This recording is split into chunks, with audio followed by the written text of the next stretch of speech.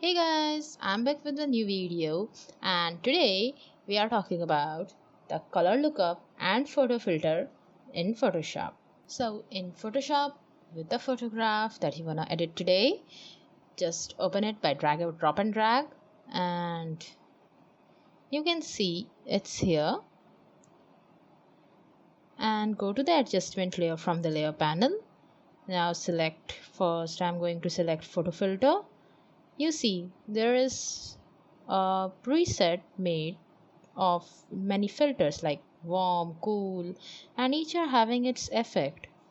Like you can see how it's affecting. If I want my greener, or there is a sepia tone, so I can just go ahead and check out how many different filters Photoshop already is giving to us. So, and there's another option of using color. I can particularly click any of the color that I want and it changes into that.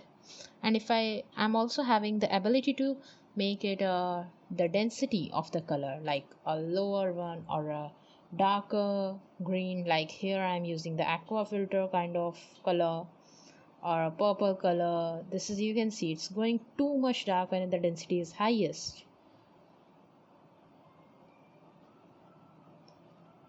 And if I click the preserve luminosity, it's preserving the brightness of the photograph and adding color according to that. It's not hampering, it's not making my photograph darker anymore.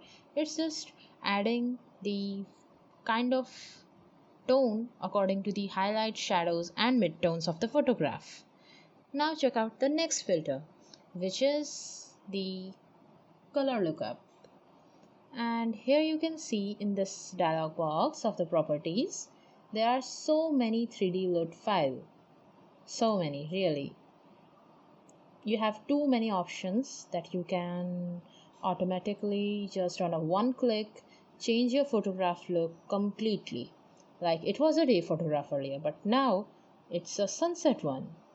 Or if I want a particular Kodak or a film or Fujifilm kind of camera look, I can get it done by Photoshop on its own in just a click of second. So here you can see there are so many: foggy blue, midnight, seaside, orange teal, anything. You can just click on that and get that look. And also anytime you can edit that look by either blend modes or by the opacity. Like this, you can just have a, like if you want a subtle effect of this kind of thing, then you can have it out there, and also you can edit it with the masks. If you want a combination of many of the filters, you can use all these customizations to that pre-made effects that Photoshop already have built up for us. So that was before and this is after. I hope you guys have enjoyed the video, and if you find the content useful for you, do share it with your friends, drop your comments in the comment box below, and hit the subscribe and bell icon to never miss the next video.